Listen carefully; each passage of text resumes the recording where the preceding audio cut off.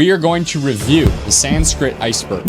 You think Sanskrit is just a Indian language in some scrolls in some Indiana Jones guy's basement? Wrong. Sanskrit is the language of the gods, warriors, and seekers.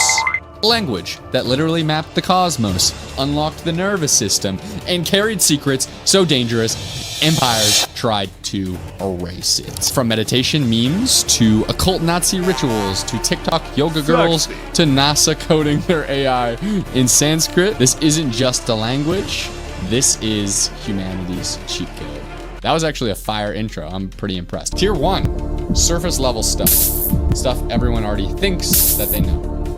Om is described as the primordial vibration, the sound that birthed the universe. Ancient Indian texts claim the entire cosmos vibrates with Om, making it the root sound of creation. Modern studies show chanting Om shifts the brain into alpha and theta waves, the same states linked with deep meditation and flow.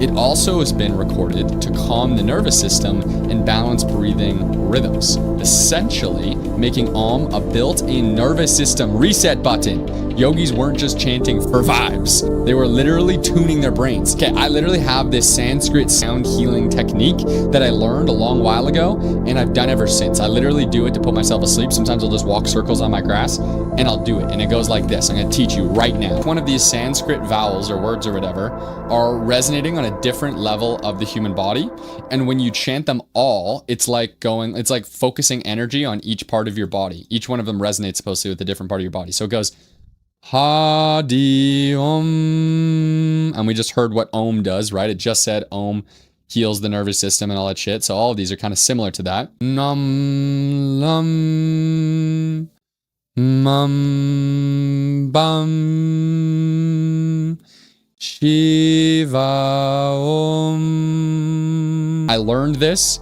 by using a mnemonic, which is a memory memorization technique, where I went, haha, my friend Deacon is oming, eating, he's nomming a llama, beautiful older ladies, bum on the llama. And then anytime I wanted to meditate and I was like out for a walk or whatever, I would chant this, and it really helps. Bro, Om is basically God's Wi-Fi password. Number 2. Yoga was never about fitness. It was about battlefield practice for the soul. In Sanskrit, yoga means union, the yoking of body, mind, and spirit. Ancient yogis would spend months fasting, sitting in caves, and holding postures for hours to train discipline. These poses weren't designed for Instagram. They were tests of pain tolerance, breathing control, and mental focus. In early warrior cultures, yoga wasn't a lifestyle, it was training for enlightenment.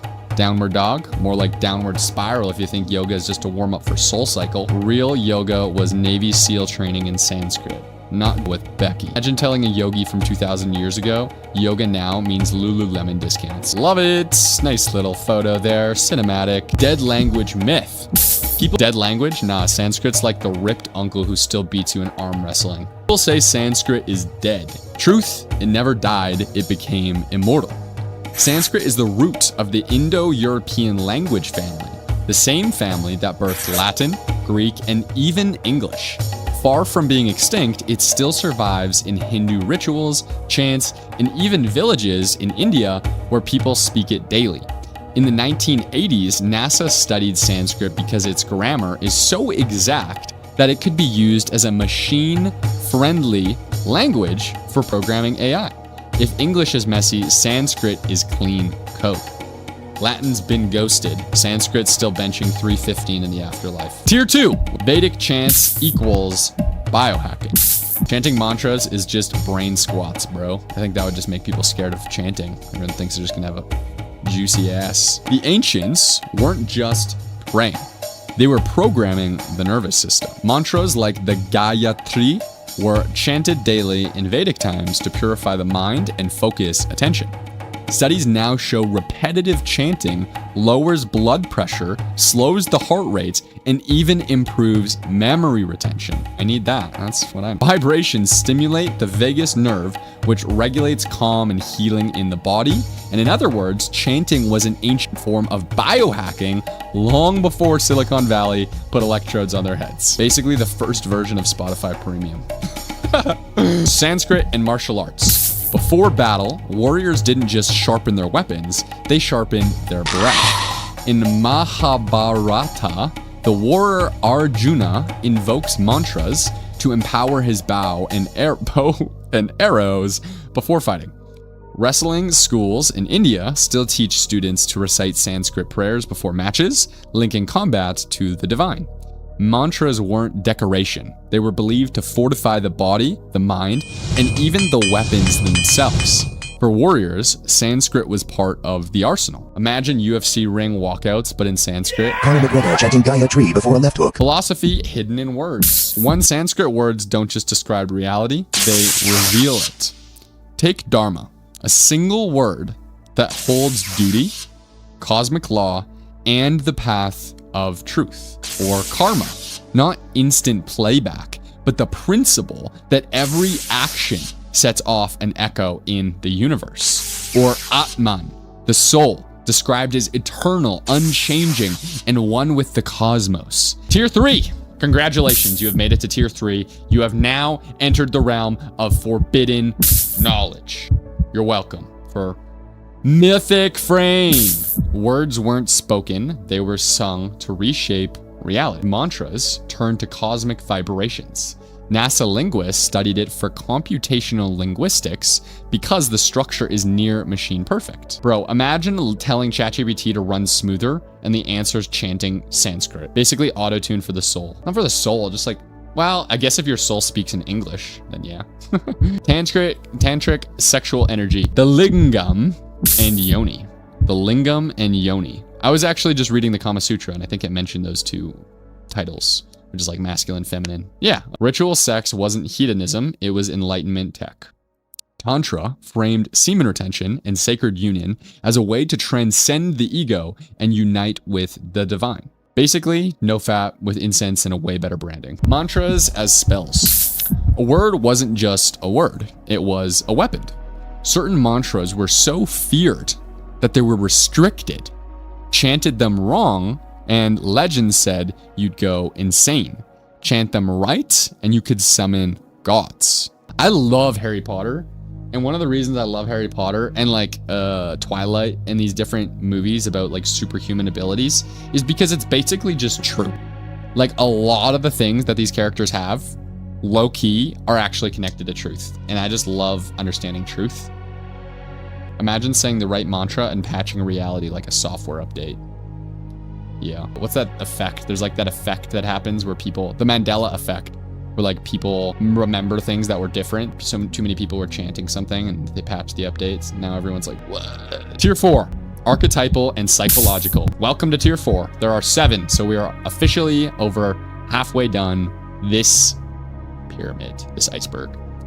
Pyramid iceberg, whatever. The Gita and shadow integration. The Bhagavad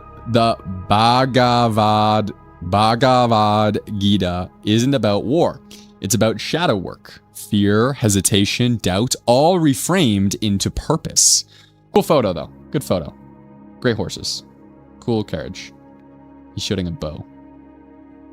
No, he's not. He's faking shooting a bow. The lingam as cosmic axis. The Shiva lingam is worshipped as the axis mundi, the world pillar, linking heaven and earth. Priests pour milk and honey over it to honor creation itself. Whoa, like it looks like a cauldron that you make pasta sauce with in every photo, but that one with the sunset and shit. Looks like something you'd buy on Etsy. So I'm pretty sure those words basically mean like dick, vagina. Or am I reaching? Is that not what that means? For some reason, that's what my head told me. Brahma is like connection to the ground.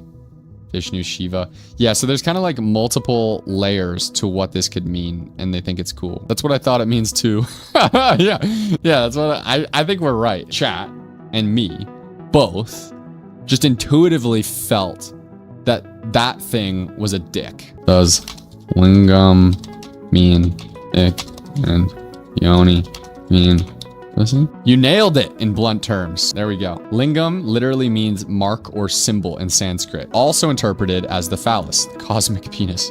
Not as a crude way, but as the axis of creation, generational power, and the pillar that connects heaven and earth. Even though it doesn't look like a dick at all. And then we both also just intuitively figured like yoni was a pussy, even though it doesn't look like that. Like it doesn't look like that at all. Cosmic vulva, uterus that receives and gives birth to life. Awesome. Like if you think about life in like a collective conscious way, like we're all just like kids from our previous ancestors and ancestors and ancestors that have had shared memories, and we're all kind of like cells connected to each other, you know? Like why would we already know something? How would we remember something that we never like learned? Self-mastery keys. Sanskrit text outlined discipline. Kids in Sanskrit schools outperform peers in logic tests. Chanting Sanskrit makes you smarter. Duolingo owl could never. Breath, prana, will, tapas, and sound, mantra. The connection to Sanskrit here is that there are the words prana, tapas, and mantra. And these are words specifically for self-mastery keys. Warriors trained the body as scripture. Monks train the mind as battlefield. And they're words that are used in a much more effective way. Like if you really think about how we use words, sound and brain science. MRI shows chanting Sanskrit lights your brain up like a rave. Humans didn't just believe in vibes. They measured them in consciousness. Study shows chanting improves memory, even increases gray matter density.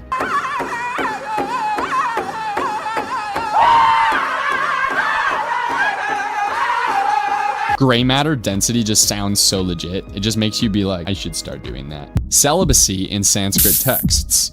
Brahmacharya. Brahmacharya. Brahmacharya. Brahmacharya. Brahmacharya. Say that 10 times fast. The seed, brahmacharya, brahmacharya, brahmacharya, brahmacharya, brahmacharya, brahmacharya, brahmacharya, brahmacharya, brahmacharya, brahmacharya, brahmacharya, brahmacharya, brahmacharya, brahmacharya, brahmacharya, brahmacharya. The seed is fire, guard it, and you guard your life force. Somebody named GG just entered my live stream, that's cool. Yogic texts taught semen retention as rocket fuel for enlightenment. Brahmacharya, path for the godlike student, is essentially what that means. This is cool.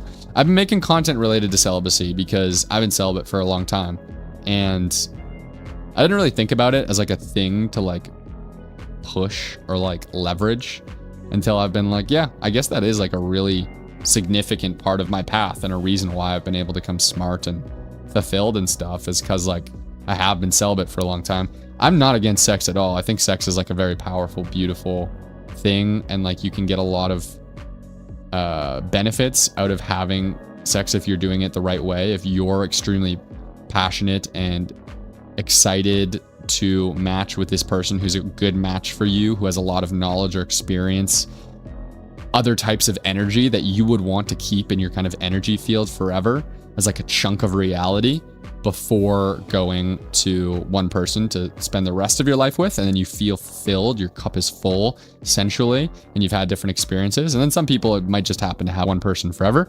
But I do think there's a really great place for celibacy as well too, in actually developing yourself for some people, including myself. NoFap wasn't invented on Reddit. Brahmins were on day 365 glowing like Dragon Ball Z. Brahmacharya glow up makes Goku look undertrained. Not only does nutrients leave the body when you jack off, but I think more than anything, it's about what's your brain on. Because the number one thing which humans are like wired by and driven by is sensuality. So like when you're giving away your attention, that's the most important part. The universe is mental, right? And so if the universe is mental, the most fundamental thing is thoughts. And everything in your life ripples out of your thoughts. And you're not in spirals of figuring out how to build a business, or figuring out who you are as a person, or healing trauma and doing shadow work, or doing all, learning things that help you become a more fulfilled person, learning things on how to help other people, then that can just be dumb and waste a bunch of your time. And since that's the area you filled in, that means that this is the area you didn't fill in. If you're doing it, it means you're not doing other things, and it's an all-consuming sensation. The very successful people figured out how to leverage their primal instincts, their primal drivers to build things which better the world, to better themselves long term, and ultimately have a more fulfilled sensual life, more fulfilled lustful life, more fulfilled sexual encounters, because they've built themselves to a point where they're actually capable of getting other people who've built themselves to a point, and neither of them are insecure, and they're both fully in the moment, and they're both highly desiring each other at a high level. They're genuinely both each other's like ideal match. And that's what can create these really, really beautiful experiences, really whole people coming together as with other whole people versus half people that are lost coming together with other lost half people. Next, tier 6. 2 more tiers to go. Taboo and occult. Curses and forbidden mantras. Sound can heal, but it can also destroy. Atharva Veda describes spells for disease, war, and curses. Sanskrit was literally black magic. Bro, Sanskrit curses were basically the original uninstall button. Imagine saying one wrong syllable and bricking your soul. Imagine saying one wrong syllable and getting bricked up. It's a massive boner. Imagine if that was your superpower. You could just say words and make people have boners. Make people come. You distract them long enough, kill them, whatever. That's where my brain goes when I'm in tier 6, baby. Colonial suppression. British colonizers burned Sanskrit manuscripts, banned Vedic schools, and rewrote history. The eraser wasn't just cultural, it was spiritual warfare. Interesting. So British colonizers literally tried to hide Sanskrit and banned those types of schools. See, this is the stuff which is so sick about the internet. Because like, once you realize like, this is the information that was hidden for a particular reason, like that's what you want to learn about, dude. That's what you want to know more about. That's what you want to try to find. Because there's so much information in the internet. Like what you want to know is the stuff which people all over the world would want to know most, right? And that's what my whole life is based upon. And like, I got a big wall over there with these massive infograph things. And we're going to be covering a lot of these different topics of health, conspiracy theories / just like truths of reality that are super deep and spiritual. And then there's one for the occult anatomy, so like the fundamentals of the body. Occultists stealing Sanskrit. When Europe lost its gods, it raided India's. Theosophists, Nazis, and modern tech cultists all mined Sanskrit for rituals, race theories, and even algorithms. Some Palo Alto coder whispering mantras before launching his dating app. The Bumble creator, Grindr, whispering these Sanskrit jumbled things about whatever. Nazis chanting mantras like it's Hogwarts after dark. I love a Nazi joke. ChatGPT made these Nazi jokes, by the way. It's pretty crazy, joking about Nazis. Some Silicon Valley guy whispering Om before debugging Tinder code. Yeah, good stuff. Tier 7. We have reached the final tier for the night. This is going to BGC. The Abyss. Don't Google this. This is literally like such a great way, creating these, to find information that you wouldn't find anywhere else. On the last ones I did too, like I did one on dicks. I haven't actually released it to my YouTube yet. I need to do that. But like there was some information in there that like there's no way I'd find by Googling. It's just like gross and crazy and like wild. Drum roll, please. The Lost Vedas and Apocalypse Codes. Stories of weapons that shook the sky thousands of years before nukes. The Mahabharata describes divine missiles, fire that blinded, winds that stripped flesh, waters that boiled. Some argue it's poetic, others call it ancient nukes. What I'm getting out of that is that they used frequency as a warfare weapon. That's what I'm getting out of this. The Lost Veda and Apocalypse Codes. Stories of weapons that shook the sky. Yeah, that's what I'm getting. So like I've heard of this before as well too, and I think that there's some solid legitimacy to this, being how they built the pyramids, which is that they used frequency to lift the blocks and or manifest the blocks, creating matter one way or the other. And basically this is what it's saying, is that they used frequency, they knew how to use frequency using sound, with Sanskrit being a tool of that, which is in fact a qualifier for the Abyss section, because that's probably one of the secrets that if true, the government wants you to know the least, is that you literally have access to psychic / metaphysical powers that interact with physics that you're not supposed to know about. Very cool stuff. Very cool stuff. Very fascinating stuff. I love psychic power conversations. Very fascinating. Mantra-induced madness. Misused power turns inward. Yogic texts warned. Chant without Oh, this is the last one, by the way. I'm pretty sure they're the very last one. Unless there's one more. There might... No, yeah, this is the last one. The last one is just like an end note. So this is it. This is it. Mantra-induced madness. Misused power turns inward. Yogic texts warned. Chant without discipline, and the energy fries you. Cases of Kundalini psychosis documented even today. Interesting. That's fascinating. So there's this whole concept of the Kundalini energy, which sits at the bottom of a person's spine. And by doing certain yogic poses and by doing certain types of like chanting, you can basically take an energy, which is usually at people's spine, the bottom of their spine, like the just above their ass, and you can bring it up through the spine into the forehead. And I don't know if that like releases DMT or if it just activates all of your energy centers like more effectively, and you have like way higher intuition, I think is the whole concept. And so basically what they're saying is if you do the chants, if you do the work, which allows you to bring this supposed very well-known energy that supposedly sits at the bottom of your spine, that's pent up for inside of most people, but you do it without discipline, so you abuse the chants, the energy fries you. Cases of Kundalini psychosis documented even today. So like if I was to look up Kundalini psychosis online, Kundalini psychosis or K syndrome is a phenomenon where I want you to be able to see this. I feel bad whenever I read stuff that you can't see. Kundalini psychosis or the K syndrome is a phenomenon where a Kundalini awakening, a powerful spiritual energy, occurs without proper preparation or guidance, leading to intense physical or psychological symptoms that can resemble psychosis. While traditional Eastern philosophies warn against this spontaneous awakening, some clinical cases show a positive response to antipsychotic treatment, suggesting the need for early detection and intervention at-risk individuals practicing intense meditative techniques. That's fascinating. Dormant divine energy located at the base of the spine rises through the body, opening energy centers and leading to altered states of consciousness because it taps into DMT that's produced in your pineal gland. It refers to a state of awakening, disturbing experiences such as seeing ghosts or monsters. Okay, so this is kind of the thing. Okay, I'm so happy I got to this point in the article because basically what this is saying reminds me a lot about the other day when I was researching.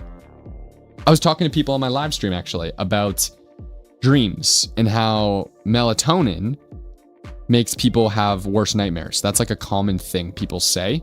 And then I asked ChatGPT and researched it.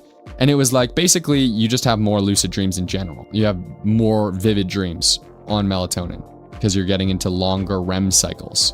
And what that basically means is that it's up to the person. If the person is going to have bad dreams because they have a messed up subconscious, then yeah, you're going to have more people who are whining about having nightmares. And so in this similar sense, people who have Kundalini psychosis are basically people who aren't ready for the information about reality in regards to how it fundamentally works. They aren't mature enough to internalize how reality could actually function.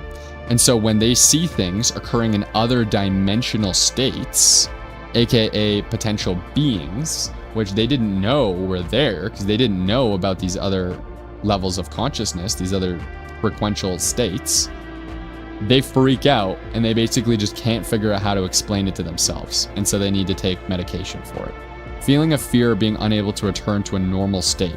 Yeah, because normal state for most people is just living blindly. And a non-normal state is something that if you rush into it through these, cheat practices, basically just fry your brain because you didn't have enough time to process what's happening and understand the world enough to how it relates to everything else. Fascinating. Bro chanted wrong and unlocked the Windows error screen in his brain. At the bottom of the abyss, the mirror. Sanskrit isn't just language, it's discipline. It trains your breath, your thoughts, and your being. Basically, Sanskrit equals Duolingo therapy plus pre-workout, all in one. I like that. You don't study Sanskrit to be an academic, you study it to master yourself. Every syllable is a mirror, every word is a weapon. Sanskrit is not dead, it's waiting. And the question is, are you disciplined enough to hear it? So next time someone says Om is cringe, tell them it's the vibration that forged the cosmos. Lock in, subscribe, or your mantra forever sounds like mumble rap. That's like casting a black magic spell on everyone who watched if they don't subscribe. So be warned. All right, thank you. Goodbye. Goodbye. Goodbye. Goodbye. Goodbye. Goodbye.